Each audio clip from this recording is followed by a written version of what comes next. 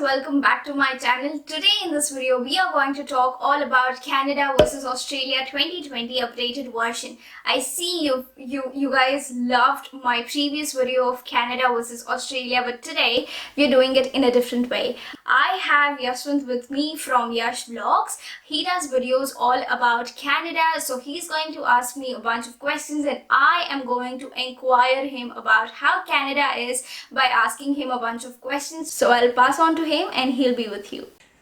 Hi guys, I hope you're all doing good. My name is Yashwant and I'm doing videos on information about Canada. My channel is mostly in Telugu. I'm trying to switch it to English, so maybe from now on they might be in English, so I hope they might be helpful for you. Hi Savani, I would like to start it simple. So can you tell me about the weather in Australia? Like how cold does it get and how hot does it go? Well, in Australia, basically I live in Melbourne and Melbourne's weather is quite unpredictable. You cannot predict because right now it's too sunny, but maybe in a couple of hours it might start raining or it gets too windy. So whenever you step out of your house, you need to have an umbrella, you need to have a jacket. And I've been to Sydney, I've been to Adelaide, and I've been to Canberra as well. Canberra has pretty balanced weather as far as what I've observed, and then Sydney sometimes gets too hot or sometimes it gets too cold.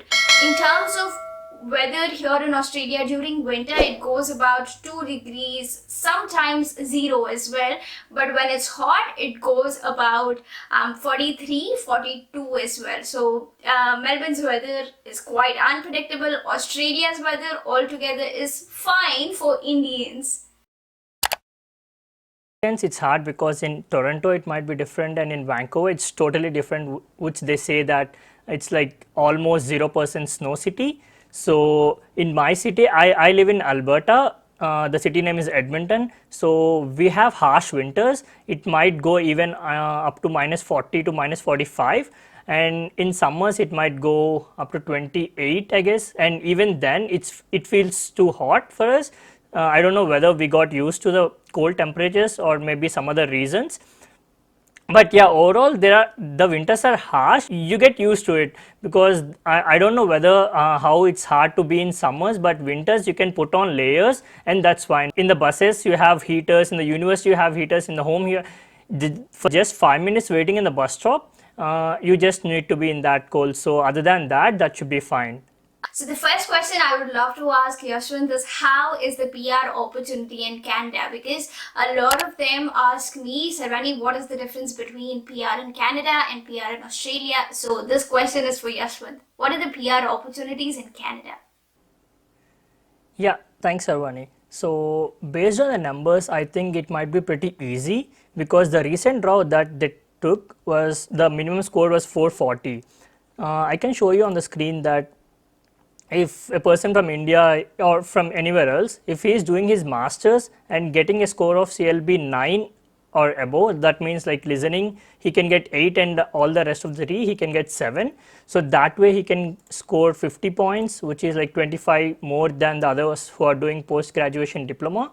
So for the ones who are doing masters, they can score really good points, and if they have 1 year experience in Canada, that adds on. So technically based on the numbers, it seems pretty easy, but I'm not sure how long that the process might take. They say usually 6 months. So yeah. That's really good. So PR in Canada is easy. Yeah. Savani, like what difference did you see from the education in India to Australia? Education system in India is quite theoretical, I would say, rather than what I've observed here in Australia. Even here in Australia, I have to just go to the university probably 3 to 4 days, and even in those 3 to 4 days, I just have to sit in the university and attend classes for about 2 to 3 hours and nothing more than that. And you know, in India, we've got about 9 to 4:30 timings scheduled for college. So here in Australia, not just for masters, even for someone who's studying in bachelor's has got the same kind of schedule. In India, we have more theoretical approach to any subject, but here it's more about labs and practical approach. More than we have a lesson session or a lecture session, we have more labs to implement all those theories, and that's what I really liked about studying here in Australia as well as in La Trobe. Wow. I would like to add few points to that. Even in Canada, I think post-graduation diploma courses, they are more related to practical thing. But when it comes to masters, what I saw was it was mostly related to research oriented. So the assignments or whatever there's nothing called labs. There might be one or two for one course, but rather than that, you'll be mostly doing research or you'll be working on literature reviews. You do research and then put out what you have learned from it. Oh, that's actually different, because when I completed my master's here and during my last semester, when I had to get on to my major project, my major project was really intense. We had to do a lot of work, and that involved a lot of research as well. But the way how university supports the students for major project is not too much. And the next question is, due to the current situation, I think the unemployment rate has hiked everywhere. So what is the current situation in Australia? As we all know what's happening right now, and even international borders are closed for Australia, for someone who is living here and who is not a permanent resident and a citizen, all of them are facing a lot of trouble, because as you said, there is unemployment rate that is just going up, and it doesn't even have any intention of coming down, because no employer is ready to hire someone right now. And even if someone is ready to hire, I definitely think, this is my opinion, I definitely think they would be ready to hire an Australian versus Indian. So it's different in case of whether in terms of experience, but otherwise everyone would want to contribute to Australians because they are the citizens of the country, versus to international students and temporary residents who are living here. And we don't know when things are going to get back to normal. Yashwant, how is it in Canada? How are you guys coping up with this situation in Canada? It's almost the same, but the thing is, when it comes to numbers, according to the CTV news that I see right now, the unemployment has increased from 6 to 13% in April. So, but I'm not sure whether it's going to stay long or there's a lot of job losses. They have done a lot in Canada. The government has helped the companies to help them not to lay off employees. So, but there have been layoffs, but it's not that extent. So there are job openings as well right now, but it might be a little bit harder than before. So to talk about courses, a lot of them ask me, Sarvani, what courses are good in Australia? So now I would want to ask you, what courses fare well in Canada? What are the opportunities for certain courses in Canada in terms of PR? That's a common question we always face. So I might not answer exactly, but I can tell you what adds to your profile in Canada. I came here as a mechanical student, and right now I'm doing my engineering management master. So I have converted after 1 year. Why? Because I'm not sure that I'll be getting a good job in mechanical. That doesn't mean there are no jobs in mechanical. That means that I can't give my best in that field. So work on your interests and try to choose the best course that fits you, or else you can't give your best and you can't do all the next things that you need to do here, because after your masters, there is no guarantee that you might get a good job. What add-ons to your profile is the certifications. So yeah, you won't be able to do that if you're not interested in that course. Perfect. That's really good. That's great advice. Because none of us can tell. Look, get into this course and you will get a PR. Things are very volatile here, and things just change every year. So we don't know what's going to happen. So it's always better to work on your interests rather than aiming for PR. So Sarvani, what is the average salary after masters in a professional job? That's a great question, Yashwant, because this is quite common.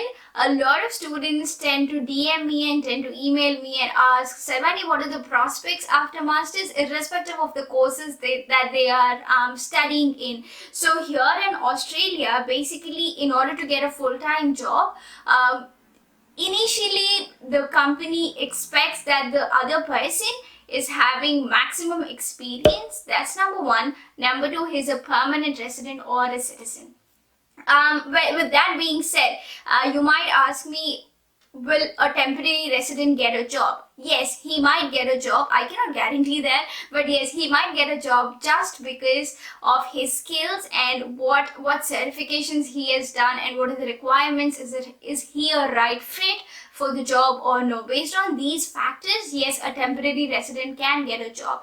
Now, in terms of what is the minimum salary expectation for a fresher in a full-time job, there's a website called PayScale Australia or Australia PayScale. You can get onto that website and see for this certain job position what is the industry pay scale. So based on this, whenever you go to an interview, whenever you attend an interview, and if they're asking what are your salary expectations, you can tell them, look, according to the industry pay scale, this is what I expect.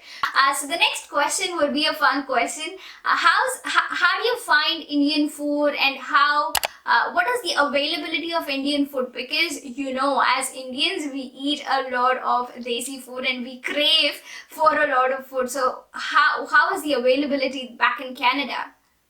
Yeah, we have a lot of restaurants, and my city is like really small when compared to all the metropolitan cities in Canada. Even my city has a lot of Indian restaurants, so I think that's not a problem here. And Savani, is it easy to get a PR in Australia when compared to Canada? And what do you think about the people in Australia? That's a difficult question to answer. Well, what I would say is a PR in Australia is basically a 4 to 5 years of journey.